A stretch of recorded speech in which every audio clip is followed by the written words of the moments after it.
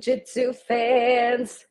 David is going to be here soon. He is joining us to talk all the JITS with hits coming up. I think I saw a very popular person, Brandon BMAC. The madness is kicking off now, my friend. I wanted to bother you to see if you would be able to join, but I was like, he's probably got so many different things going on. He's, he could be in Mexico right now for all we know, getting ready to cover another event because he does all the events that we love to see on UFC Fight Pass. This upcoming weekend, we have Combat Jiu Jitsu, the Featherweights, and David Weintraub is going to be joining us, who is a seasoned CJJ vet.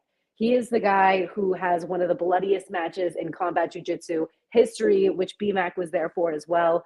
And it was a very gruesome, swollen eye that a lot of people were probably looking at that and saying, oh my gosh, did he lose his eye? Is he going to be okay? He literally competed 7 days later at Submission Underground. So when we show you guys that highlight and you have an anxiety attack for his eyeball, just know everything was 100% okay.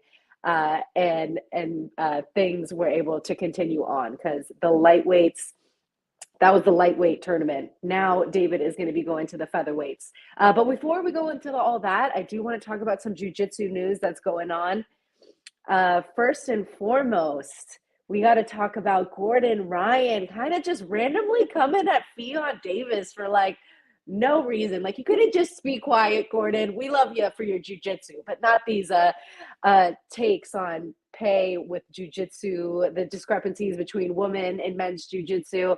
I think everyone wants to get, their right size of the cut of whatever they want to negotiate.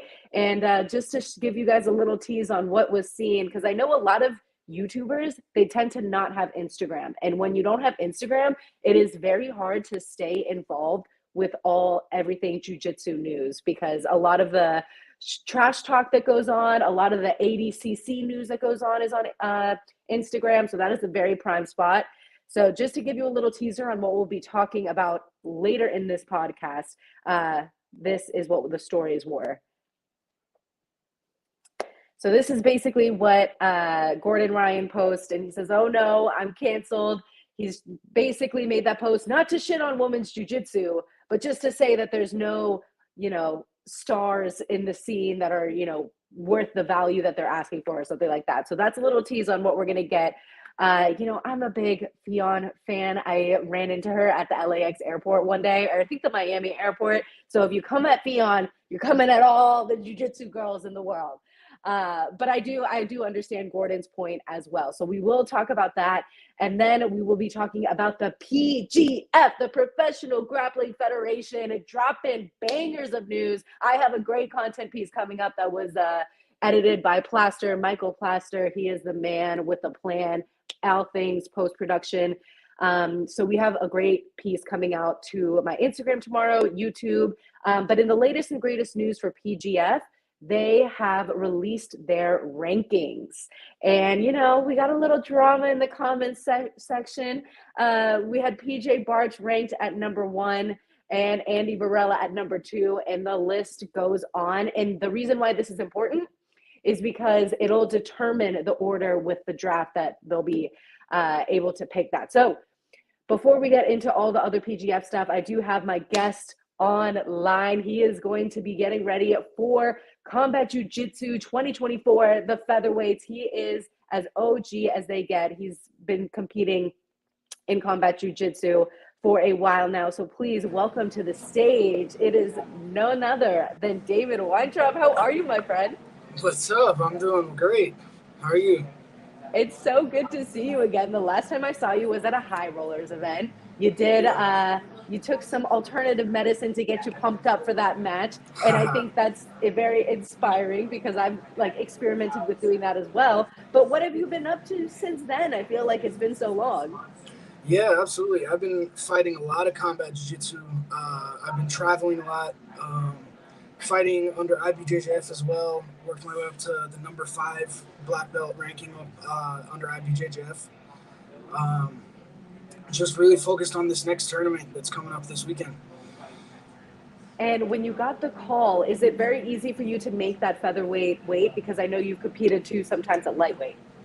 Yeah, I've competed at lightweight and at bantamweight. So feather is right in the middle. It is easy for me to make, but I'm not too small for the division. I'm a lot smaller as a lightweight, so it's a good weight for me.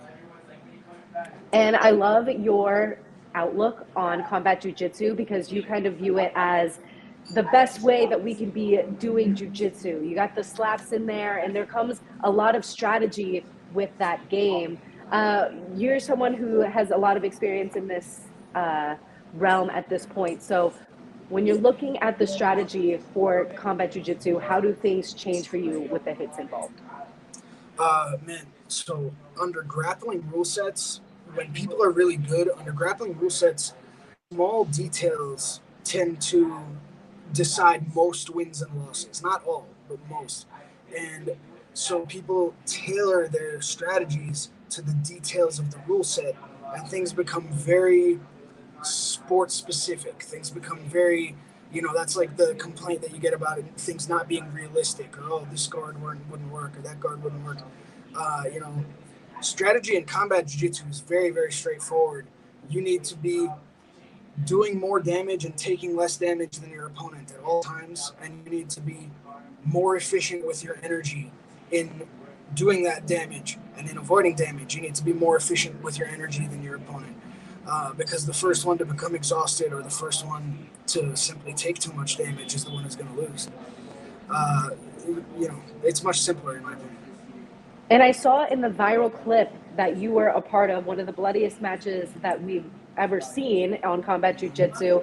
Um, you know, the way that you were able to get those open palm strikes, there looked like there was like technique that you were doing. So can you kind of break down what the motion was when you were going in? Because he was trying to control your wrist, yet he was still eating punches and not punches, but open palm strikes. So kind of break down how you were able to accomplish the damage that you did here. Yeah, absolutely. So first of all, in terms of the actual movement and like the technique of it, throwing a palm strike is very, very similar to throwing a punch in that you want your bones aligned well behind it. You want your body to generate power in the same ways that you would punching, but your your range is about that much shorter. And the number of angles that you can strike from are fewer because you can't turn your knuckles over the same way. But in terms of how you generate power, it's essentially the same. In terms of the targets that you would want to hit, it's essentially the same. I think those are adjustments that people are going to start making in the world of combat jiu-jitsu more and more over time. People understand how to be effective with palm strikes. Um, I come from a pretty diverse martial arts background, including some pretty traditional arts, Tai Chi, things like that. So I have learned all sorts of different ways to strike with the hand in different positions, and it ended up paying off. Yeah, I mean, that was quite a show that you put on. I saw the lead up into the event coming up, and one of the competitors mentioned he's like, I'm not worried about the hits. I'm going to be pulling guard anyway. Do you think pulling guard in this type of rule set is a bad idea, or do you think that it's if that's where you want to go, you can make it work for your game? For most people, like for the average, I'm even going to say for the average professional level jiu-jitsu player's guard, it would be a bad idea to pull guard in combat jiu-jitsu against somebody who knows how to play from the top in a way that's specific to the sport. But there are some people with really, really high level guards who can make it work. There are some specific guard games that work better than others as well. Anything that involves clinching, rubber guard, that kind of stuff is less vulnerable. But getting there, like putting yourself on bottom to find your way there, is still dangerous. Like, I wouldn't recommend my opponents pull guard against me, but I'll take it if they do. Exactly. I mean, you do have a background in MMA as well. I think when I think of the most aggressive strikers, I think of you, I think of Damian Anderson, I think of Ethan Krellinston. You guys all kind of put on a show at the 2022 lightweight combat jiu-jitsu as well. So what was the biggest lesson that you took away from that specific event? So from that specific tournament, man, I handled my first match that night really badly, and I won it, but I fought in probably the least efficient way that I could. And that fight, I made it much harder on myself than I needed to. And it was actually a very long break in between rounds during that tournament as well. It was one of the longer first rounds of a Combat Jiu Jitsu Worlds tournament. I got cold before the second round. Like, I learned a lot of things about how to approach a tournament better.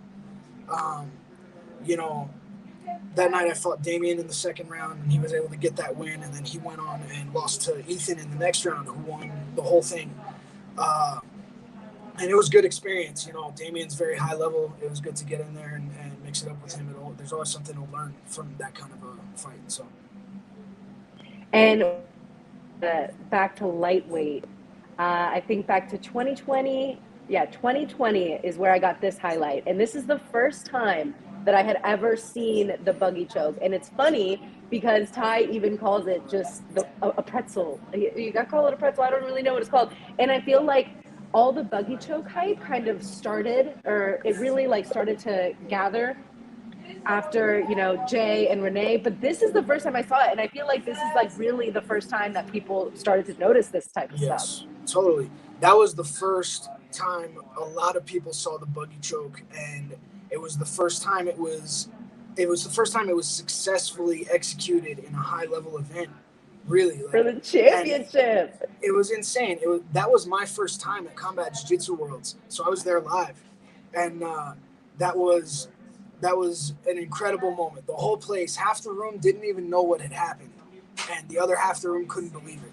It was really something. And so when you're looking at the roster of people that you have coming up, is there anyone specifically that you're excited to match up against? I feel like there are not as many big names as there usually are for some of these Combat Jiu Jitsu events. So if you have anyone specific that you're like, oh, this is like a low-key guy that people should keep their eye on, who are they? Who are their names? What are their styles? So, you know, you always, with Combat Jiu Jitsu, it's such a hard sport. You always have to be ready for bracket changes and people pulling out. It happens a lot, and the truth is, all of the top seeds or the top guys in this bracket, I've already fought them in Combat Jiu-Jitsu, under Combat Jiu-Jitsu rules, and most of them I've already beaten them. And the ones who I've lost to, I lost in overtime in close matches, and you know, I couldn't say that I have anybody in my mind who really stands out as like, I want to fight that guy. I'm really here with an objective. I'm focused on just winning 4 fights and taking that world title, and it doesn't matter which 4 guys are in the way. You're ready to take them all out, and you're in the city of Mexico to do it. I do love how they always return to somewhere tropical. I've been to one CJJ that happened here in Hollywood. It was for all girls, and a Combate Global fighter actually won after she lost her first match to Alex Enriquez. Her name is Jillian Knoll, and then she got substituted because Alex Enriquez had so much damage, or she felt concussed. Do you feel like sometimes Combat Jiu Jitsu brings a realization amongst true, pure Jiu Jitsu grapplers that they're like maybe they're not built for making hits like that, for taking hits like that? Do you think it's a wake up call? Yes, and I think that it's a wake-up call, and in some ways, most of these people deep down already know that, if we're being really honest, because in all seriousness, otherwise they would be fighting MMA, because that is, if you want to like make money and be like, you know, a successful, like highly accomplished combat athlete in like the most intense possible manner, you pursue MMA. And people who just stick to sport jiu-jitsu, you know, very often you meet people who are good grapplers and you find out they used to fight MMA. Like I'm one of those people. And when those people get into combat jiu-jitsu, they're very dangerous. But for people who are just pure jiu-jitsu practitioners, maybe trying to find out if they can move in that direction, that's a great test. Like, it shows you whether or not the skills you're working on will apply. It shows you whether or not your mindset is in the right place. It shows you whether or not you can keep your composure in, bad situations, dangerous situations.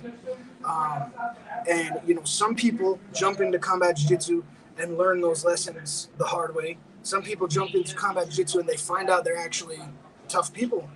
I hope that combat jiu-jitsu becomes its own sport where it's not just this middle ground between MMA and jiu-jitsu, but the most elite grapplers with the realest skills go there to find out who's the best. That's really what it is already, but people just don't know that.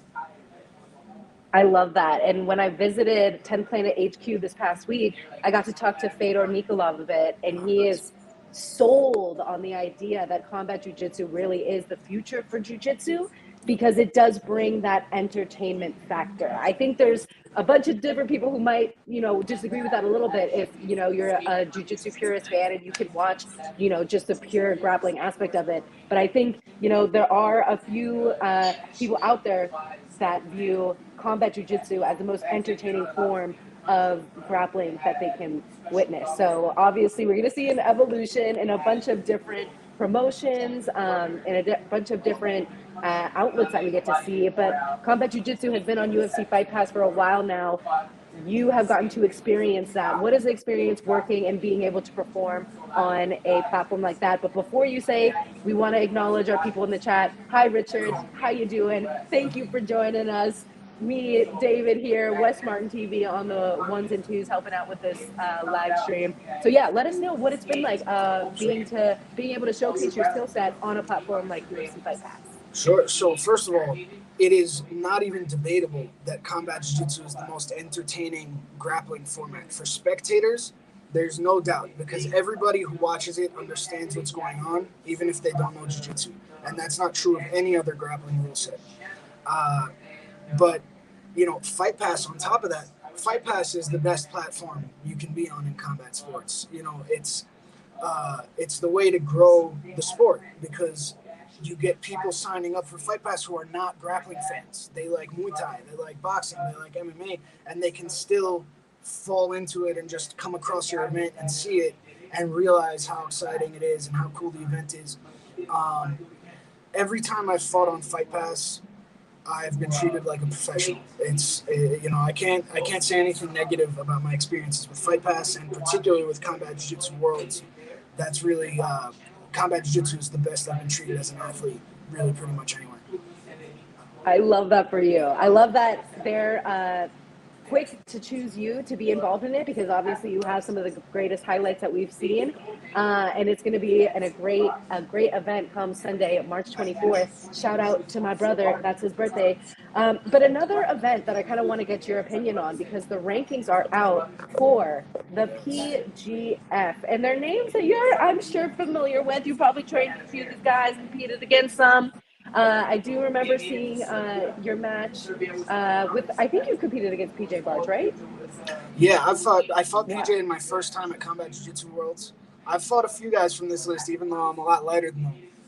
Yes, so let me know what you think about this PGF rankings. I do know in the comments we had Andy Varela very upset that he was ranked at number 2. Him and PJ have matched up against each other before, and Andy got the nod. So yeah, give me your take on some of these top 10 fighters for PGF. So the first thing that I'll say about like all the controversy and the hype is, man, these are the pre-season rankings. Everybody gets to go make their point. There's nothing to really be upset about, because you get to go make the point you want to make. I understand Andy, because he has a fairly recent win over PJ, like thinking he should be in the first ranking. It's a very different rule set, though. I couldn't tell you exactly what these rankings were based on. Renato Canuto is my boy. I think you got to watch out for him. He can potentially take out anybody. But there are so many high-level fighters in this bracket. I'm going to be excited. I'm going to be watching that one for sure. Yes, and they've made the announcement too that they'll be on UFC Fight Pass. There's $100K on the line. It's obviously, more fun to compete in these jiu-jitsu tournaments when you have a little bit more of that prize money to be fighting for. So what is your take on team events? Do you prefer them, or do you like to kind of be a solo ranger out there? I love the team events. I think that in terms of pure grappling events, the most exciting ones are the team events. The quintet style team events are typically just more exciting than anything else because one guy's just trying to survive and one guy's trying to finish, but there's so much on the line that you never hear anyone say like, oh, this guy's stalling, that guy's doing this. It's just exciting start to finish. But I do sort of think that there's a place, like even with the controversy over the rankings and that sort of thing, I think it's good for the sport to make a distinction between the events where you're determining who is the best in the world at a particular rule set and the events which are specifically meant for spectators' entertainment, where like the draw is that the people are the best, but the purpose is not to find out necessarily who's the best. Nobody really cares about that on the spectator end. They want to be entertained. And so, like, you have your legitimate world championships. There are very few of them. You have IBJJF worlds. You have ADCC worlds. You have, like, these things don't need to be professional.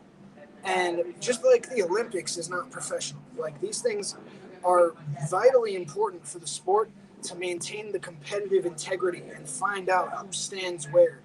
And then the best thing the pro leagues can do is bring those guys who prove themselves all together, make them fight each other, put them on teams, whatever crazy ideas you have, put them together, and you still have that aspect of it for spectators. But it is important for the real competitive aspect to stay genuine, in my opinion. 100%. And I think part of it is having like a rule set, or even like, I know people don't like points in general, but having some type of point system that people can actually follow. Because when it comes to sub only, and I'm totally stealing this from Mo Jassim's ADCC live chat, when you do the sub only stuff, which I'll totally watch as a BJJ fan as well, there's no real like scoreboard there for people who are maybe a BJJ casual to understand. So when you're looking at the PGF and their point system, it's a little bit different. And I like the way that they're coming at it. So, if you get a choke, they're considering that a kill. If you're out on the street and you choke someone out, they're unconscious and you can get away, or, you actually killed them, whatever, the scenario was. And then, if you got an ankle lock or a knee bar and you're able to get away, they could still potentially come after you. So I like the way that they're framing the points, because it like makes sense in real life situations too, at least. And then it also incentivizes getting stuff done quick, because if you get a minute, a submission under a minute, you get an extra point. So what is your thoughts on them breaking it down in that way and kind of giving a very specific and easy way for the audience to follow like what's going on point wise? So first off, I think the PGF rule set is the best rule set out there right now, specifically for forcing athletes to use more of their jiu-jitsu and show more of their jiu-jitsu within the competition versus holding back and doing the minimum amount to win. Or you see so many layers of people's game when they're throwing out their best attacks over and over against one after another over the course of 4 days. You see, that's what people want as spectators. They want to see what can you do, what is your game like, and not necessarily just can you win. And for the rankings, if you don't have a defined ranking system that the athletes understand, then your rankings are fake, actually fake. And most of the rankings in most combat sports are actually fake, because no athlete who's number 9 has any idea what he actually has to do to get to number 8 or number 7 or number 2. And if the athlete doesn't know that, then somebody is just sitting behind a screen making stuff up based on their opinion. And it could be one guy or it could be 10 guys. It's still not based on anything with any substance or anything that's in the control of the athletes. It's just some guy's opinion who doesn't fight. So, to have an established system where you get points for this, you get points for this, you get points for it, it doesn't even matter how much you agree with it or how much you like it. Now it's in your hands. You want the number 1 ranking, go take it. And that's how the rankings are supposed to work. That's what combat sports is about. So I Exactly. love And what the PGF has done. Yeah. I know, I definitely think you're going to have to be on there one day. I mean, I'm going they're to, yeah. an exciting roster. They're bringing it to Las Vegas, the fight capital of the world. So it's all very exciting stuff there. I know you have a busy week ahead of you. You just got done doing some media stuff for UFC Fight Pass. Combat Jiu Jitsu is this upcoming weekend. So if there's any teammates, sponsors, anything you want to say before we head out, the floor is yours. Cool, yeah. Shout out to the Immortal Bar, the best pre-workout fuel you could ever eat. It's not quite on the market yet, but it will be soon, and it's going to be a big deal. And Higher Intel, Hybrid Healer, 10 Planet Nazareth, Vitor Schoulin, Jiu Jitsu, everybody who I train with, thank you so much. Thank you so much, David. We cannot wait to see you perform this Sunday. You're going to make us proud. Hopefully no one will get as swollen of an eye as we last saw. That seemed like pretty close to, seemed like a lot, but we cannot wait to see what you do out there. Thank you so much for the time. Thank you so much. It was great talking to you. See you. All right, y'all. David is a little genius out here. I love picking his brain at High Rollers. One of the most nice guys I've ever met. And he's just someone that I could pick his brain for forever. But since we are still live, let's talk a little bit of this PGF news. Guys, tomorrow we will be dropping my UFC Fight Pass times PGF news coming out. We have some storylines coming into this. Some potential for a New Wave versus B Team rivalry that could be taking place with the official roster being out. So we have a lot of exciting news there. And finally, just to look at this one more time, we'll also be coming out with some draft news when the time comes. April 21st to April 26th is when we will be getting all this action live on YouTube. And then you can also check out the playoffs that will be on UFC Fight Pass. So again, that partnership is massive. If you saw number 20, Jamie Carnal, he is the guy who got invited after the qualifier. So he was a finalist. He didn't beat Mikey Johns, who was the qualifier winner, but he is now in the event. Thanks to BMAC. We get a great moment that I'll be posting that interview coming up because he is such a character and he's definitely going to bring the action. He is not scared of anyone, any of those 19 guys ahead of him. He is not scared of any of them. And he was very adamant about wanting to compete against the best because when you're a guy in jiu-jitsu that doesn't have the biggest name, sometimes it's hard to get people to match up with you because why would they? But now you're in a tournament setting and he's going to have the opportunity to take on some of the biggest names in jiu-jitsu. All right, in other latest and greatest news.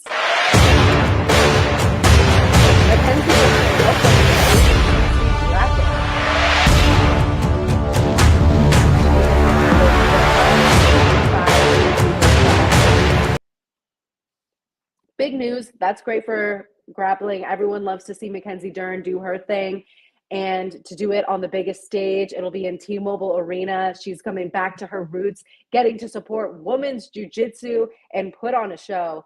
And just shout out to Mo for adding another division that'll make things much more entertaining, giving women more opportunities. I would love to see Danielle Kelly get in there at some point. That would definitely be very, very entertaining.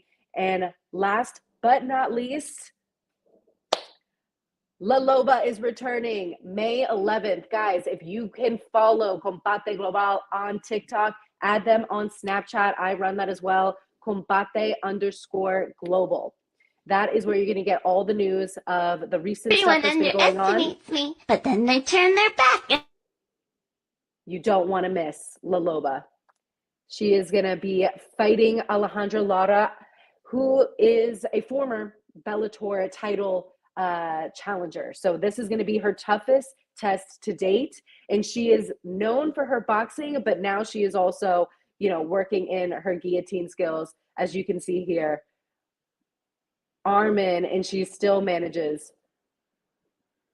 Just kidding, not an arm in, but she still manages to get her opponent to go to sleep. Laloba, one of the most watched women MMA fighters right now, and rightfully so. She's a freaking gem living over there in San Diego.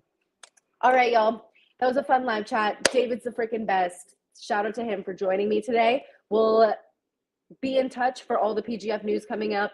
I also have an interview with Bazooka Joe, former world kickboxing champion, Glory Hall of Famer.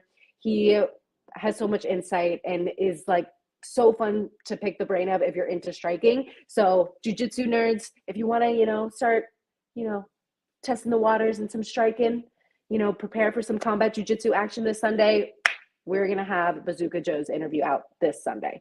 All right, y'all. That's enough from me. I will see you guys next time. Thank you so much for joining. And Chad Hickman, I do jiu-jitsu. I am a white belt, but I've won a few beginner competitions. So I might have to, my next competition is going to be an intermediate. So we're going to have to show some of these blue belts up. And I've been training jiu-jitsu for a little over 3 years now. And it's definitely my biggest obsession. Although all martial arts love, jiu-jitsu is definitely, the love of my life.